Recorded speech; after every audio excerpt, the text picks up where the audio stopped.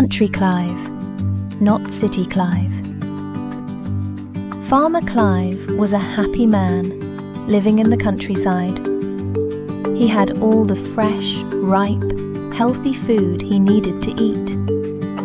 He enjoyed the company of friendly neighbours who knew everyone in the village. Children would often run up and greet him, saying, "Good morning, Farmer Clive. How do you do?" Everyone was polite and respectful. One day, Clive's sister Cynthia came to visit from the big city of Kingston. She invited him to spend some time in the city to relax. She told him how much the kids enjoyed spending time with him during the summer, and thought a change might do him good. Cynthia offered him a few weeks in Kingston, where he could enjoy himself and take a break from all his hard work on the farm. Doris, Farmer Clive's wife, agreed. She thought it might be good for him to relax a bit. She asked him to think about it and decide. After some consideration, Clive decided to go. He thought it would give Doris a chance to visit her sister, who had just had a baby, and help with the new arrival. After spending a week with Farmer Clive, it was time for Cynthia to return home. Farmer Clive decided to go with her and spend a few weeks in the city. He told his farmer friends to look after his farm while he was away, and they happily agreed, knowing how rare it was for Clive to take a break. Doris helped Clive pack his bags and gave Cynthia some country produce and snacks to take back to the city. Early the next morning, they set out in Cynthia's car for the long 3-hour trip from Riverdale to Kingston. Clive enjoyed the countryside breeze as they passed farms, green landscapes, and winding rivers. He waved to neighbours heading to their farms or catching the country bus, Morning Star, to Kingston to sell their produce. As they travelled farther from his community, Clive noticed the air felt warmer, and the fresh country scent was replaced by the busy city smell. There were more cars, buses, and trucks rushing by. People didn't wave or smile anymore. Cynthia explained that many years of development had changed the city. Clive nodded and said, "You're right. Everything looks different now."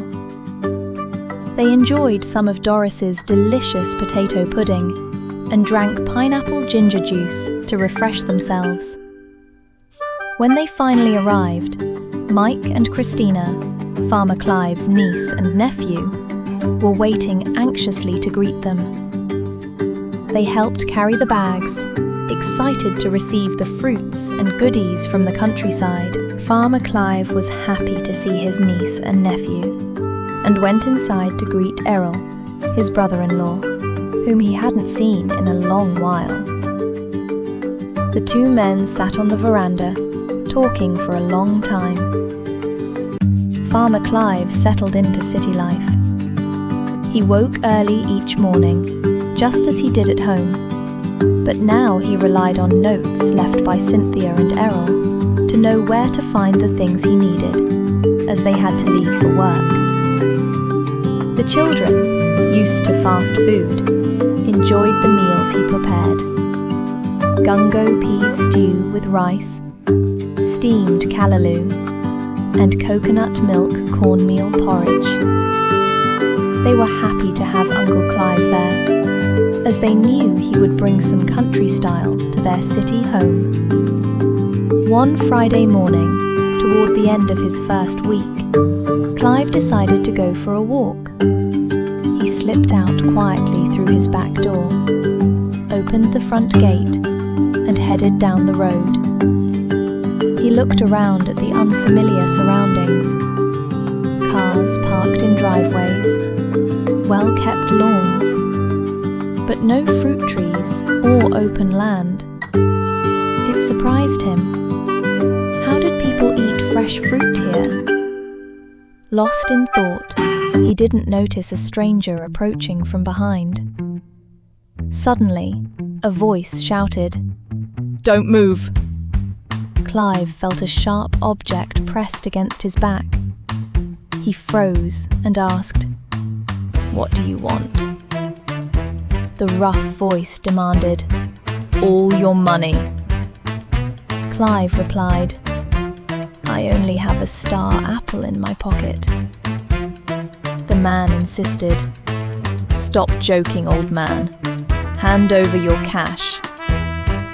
Realizing he was being robbed, Clive quickly turned and caught the man off guard. Clive noticed that the man had a short baton, pretending to use it as a weapon. Clive wrestled him to the ground. He shouted loudly, "Thief! Thief!" Neighbors' lights flicked on, and some peeked out their windows. Someone called the police as they saw the struggle in the street. The attacker elbowed Clive in the stomach and ran off. Hearing the commotion not far from the house, Cynthia and her family rushed out to help. They asked if he was okay. Though shaken, Clive assured them he was fine. They returned home and sat on the veranda until the police arrived to take Clive's statement.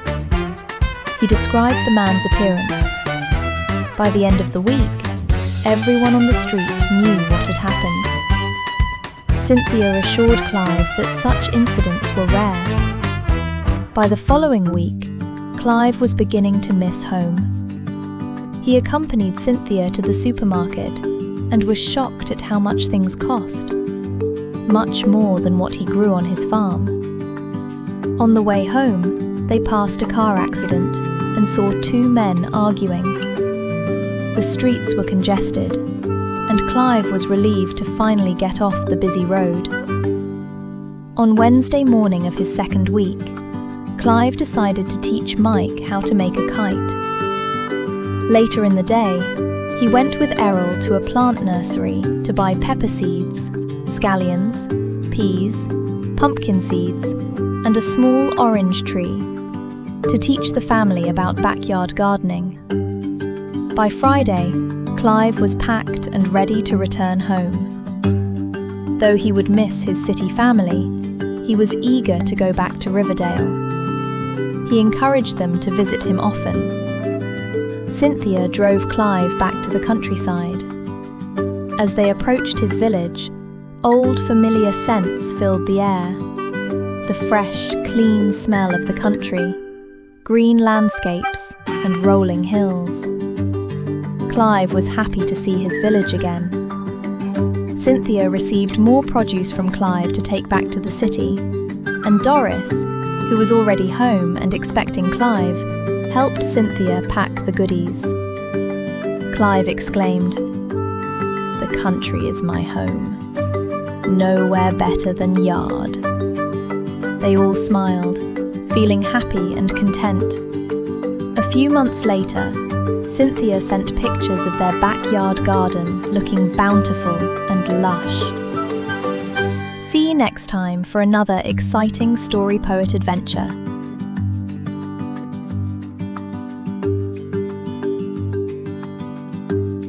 The country is my home, yes man.